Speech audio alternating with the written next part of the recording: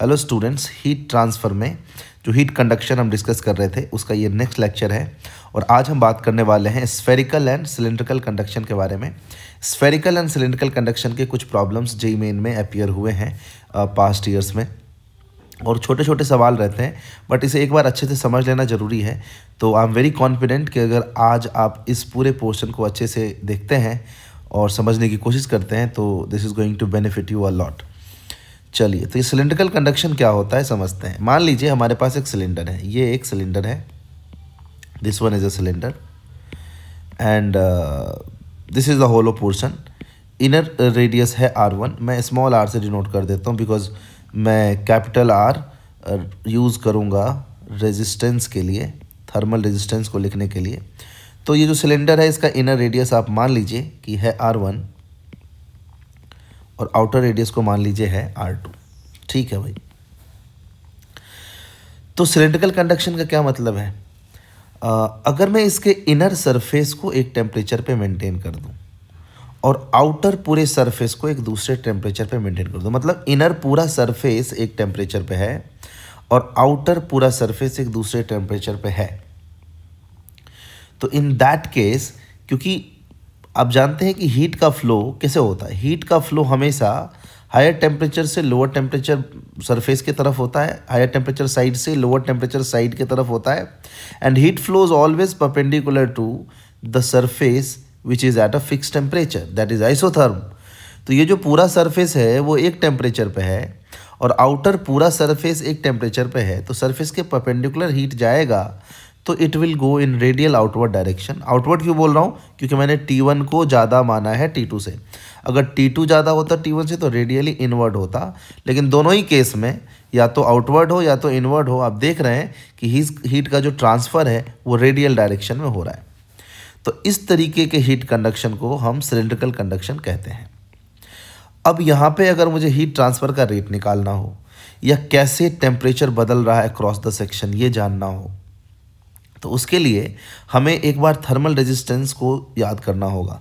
Thermal resistance हम जानते हैं इट इज़ L/K, और इस L/K में जो L है वो है length along the flow of heat, K है थर्मल कंडक्टिविटी और A है area normal to the flow of heat.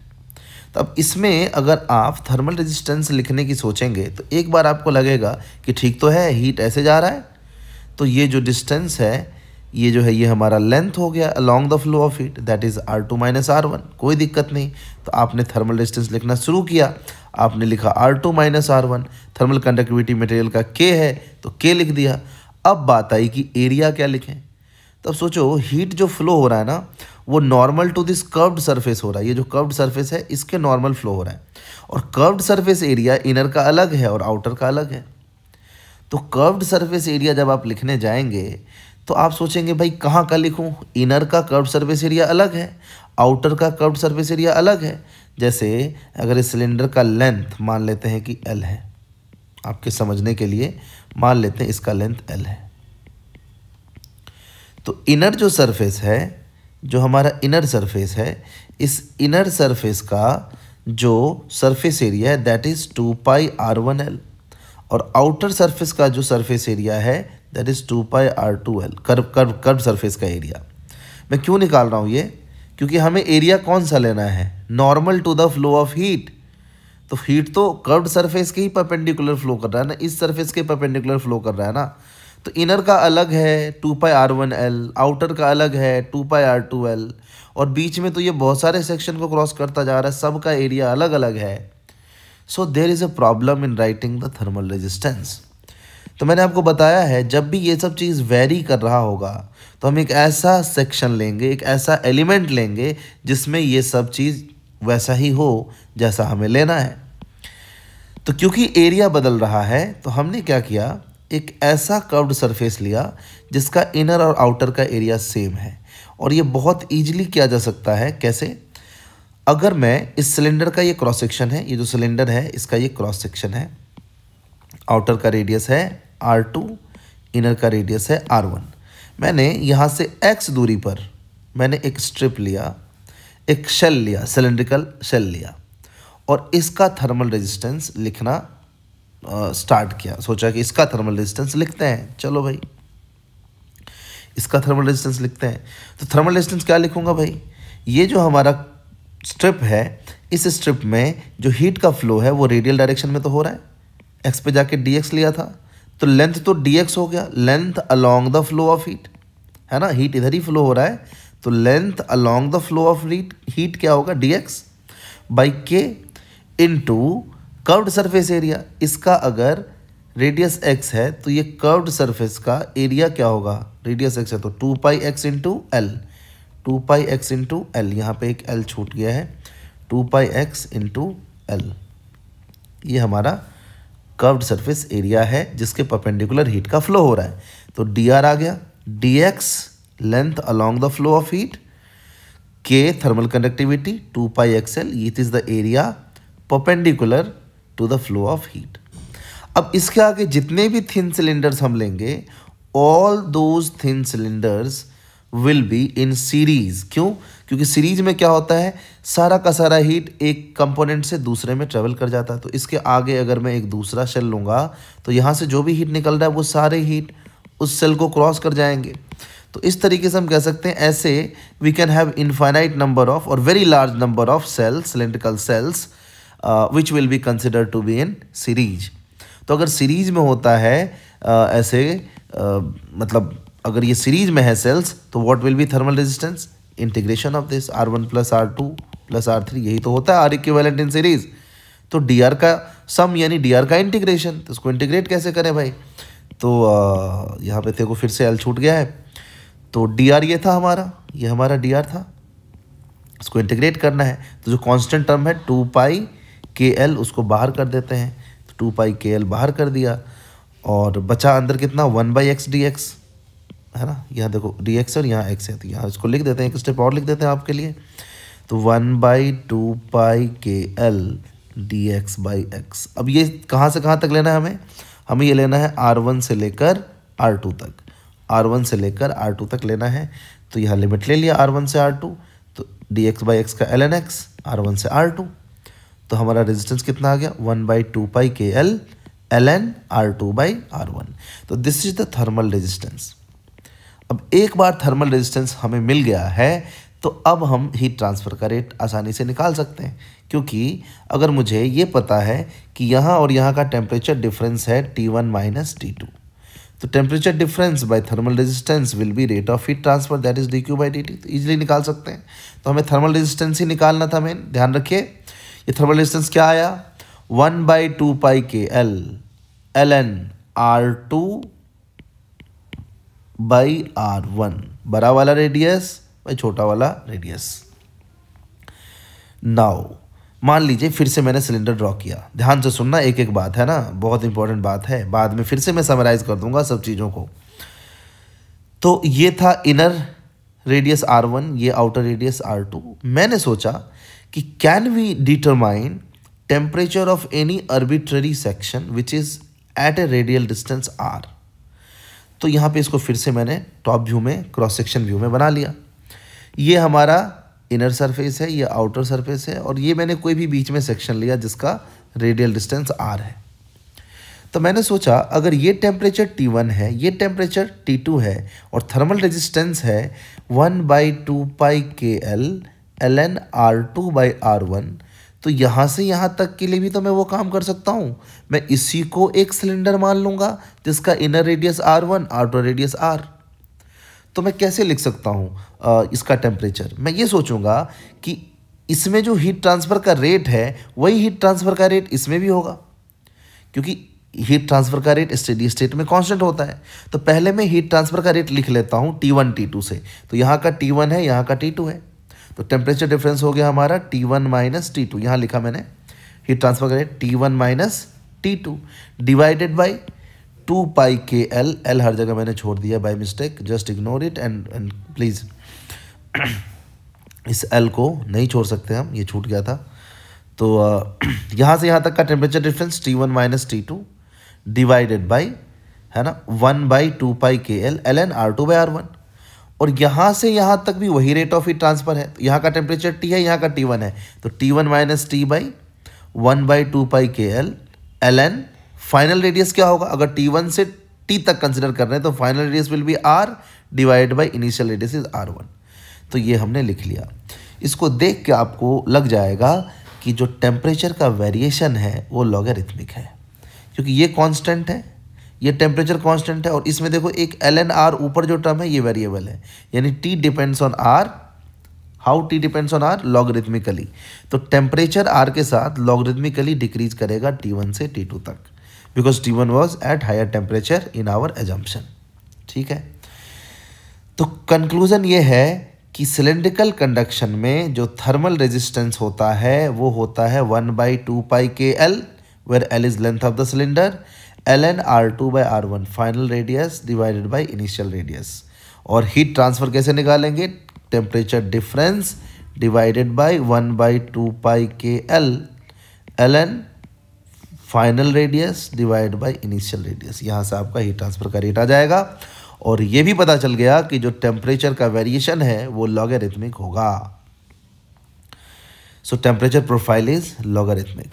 अब यहाँ एक छोटा सा सवाल है, इनर रेडियस है 10 mm पे, आउटर रेडियस है हमारा 50 mm पे, और एक सेक्शन है जिसका यहाँ से दूरी 20 mm है, वहाँ का टेम्परेचर पूछा है।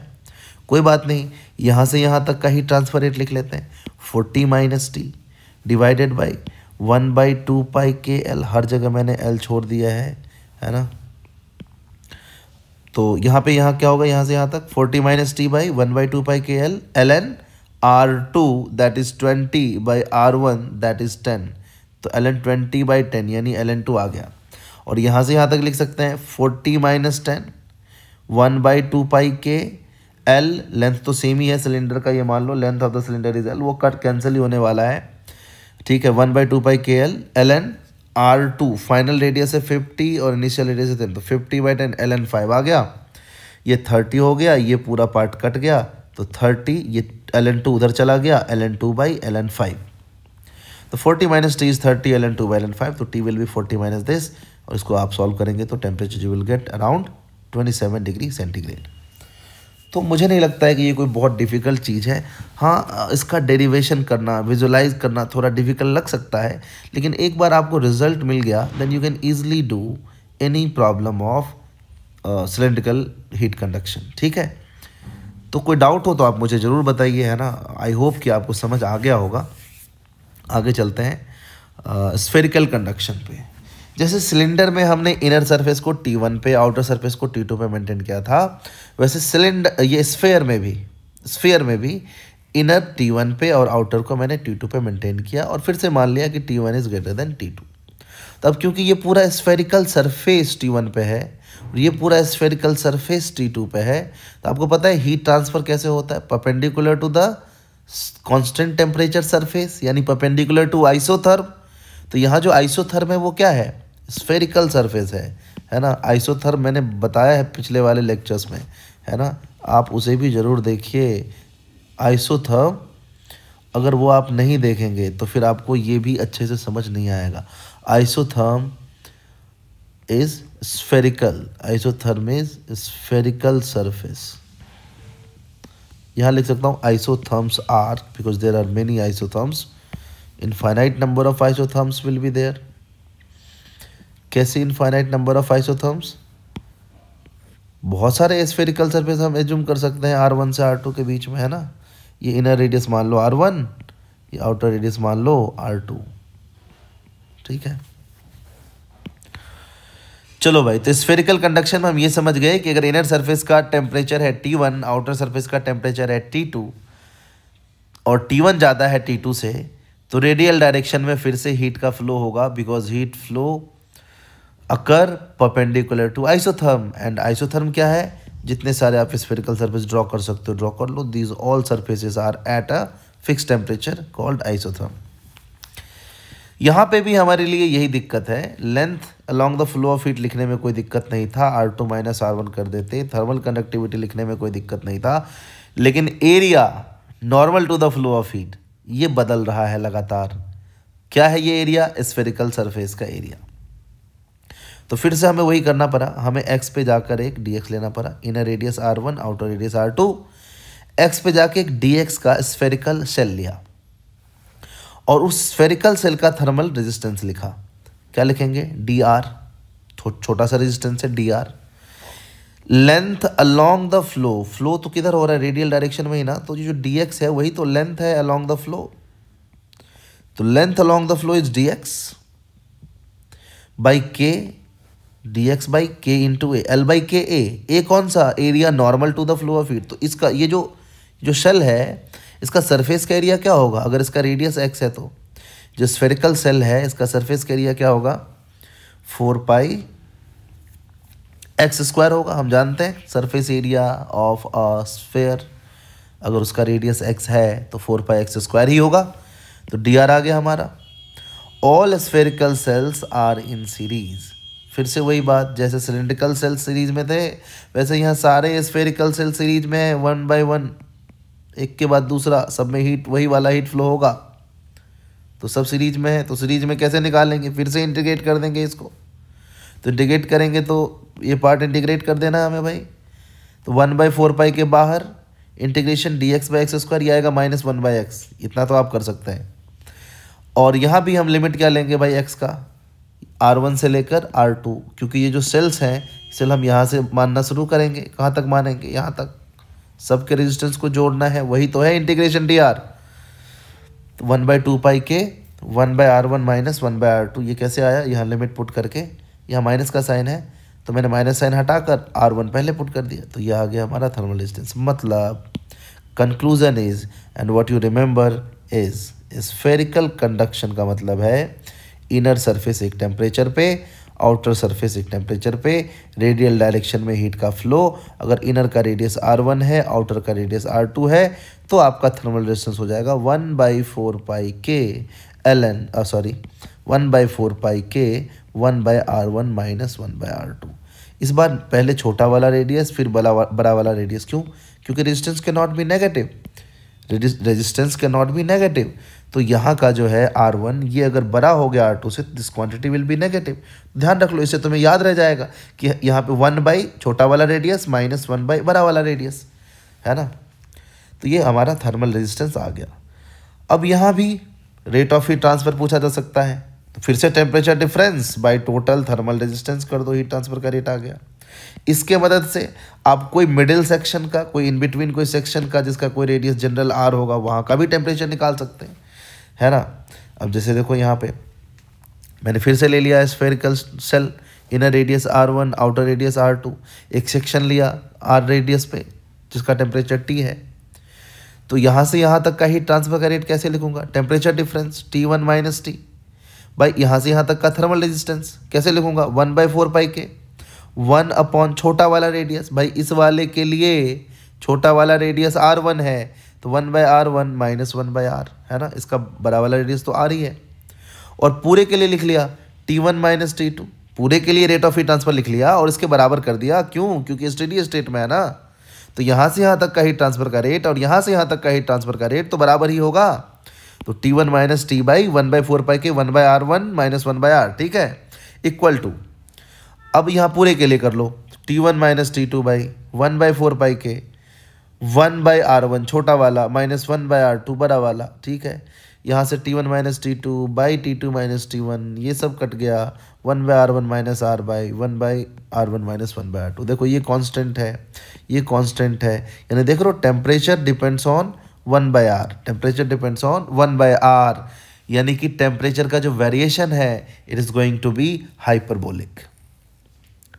यहाँ से यहाँ जो टेम्परेचर का जो डिक्रीमेंट है वो हाइपरबोलिक है ना, तो डिक्रीज तो कर ही रहा है, हाइपरबोलिक प्रोफाइल मतलब कुछ ऐसा, है ना, जस्ट ध्यान रखिए कि हाइपरबोलिक प्रोफाइल होगा।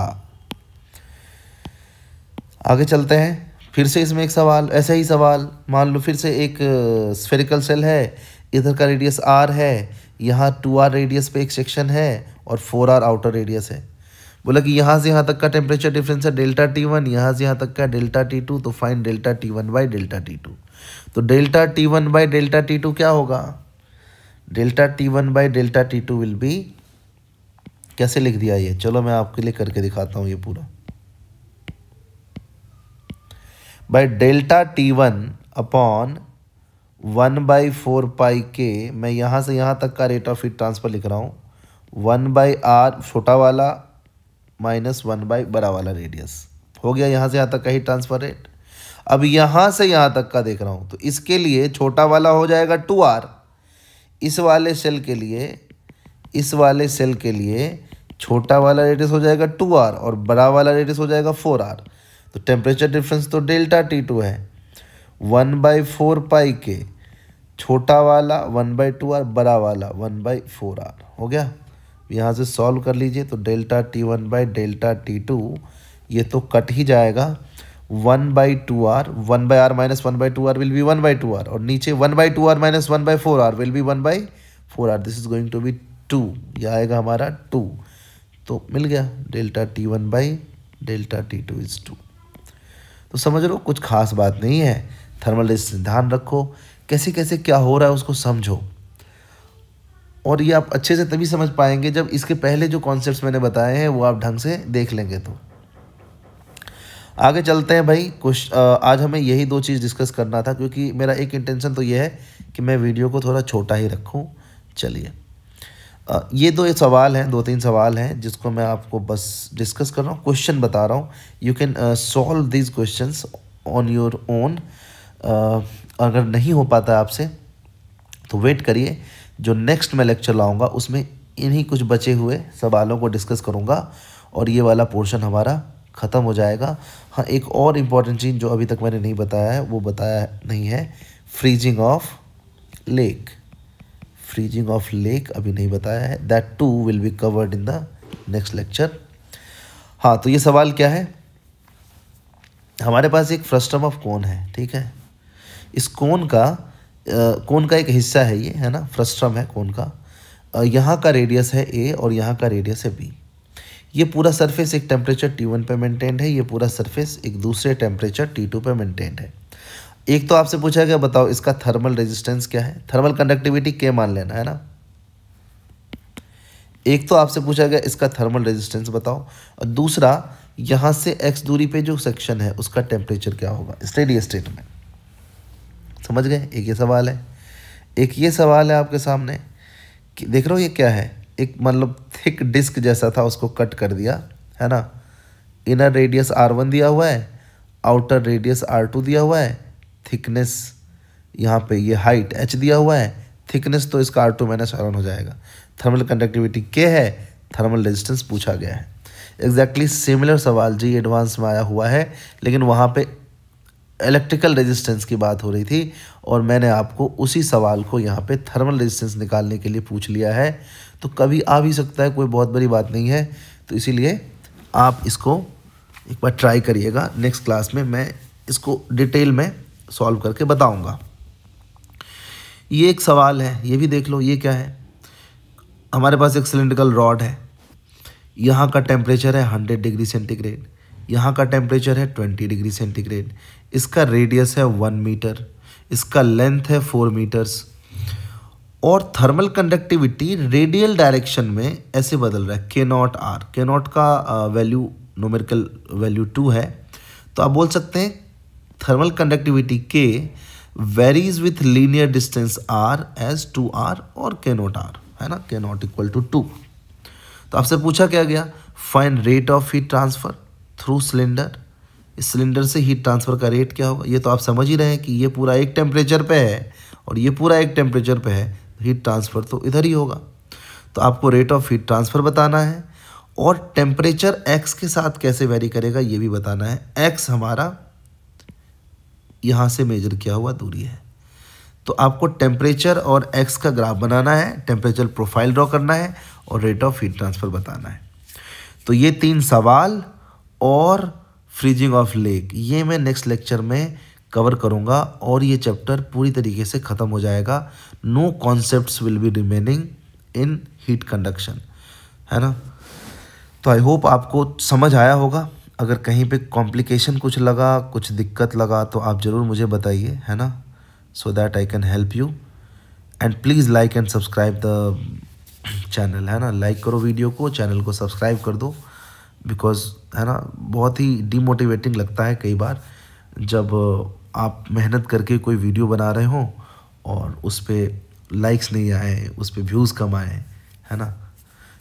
प्लीज़ बने रहिए, लाइक करते रहिए, और चैनल को सब्सक्राइब नहीं किया है तो सब्सक्राइब कर लीजिए। ये चीज़ चलता रहेगा, ये चीज़ जारी रहेगा। कॉन्सेप्ट्स, क्वेश्चंस कंप्लीट फिजिक्स में धीरे धीरे करके इस चैनल पे अपलोड करता रहूँगा। Thank you.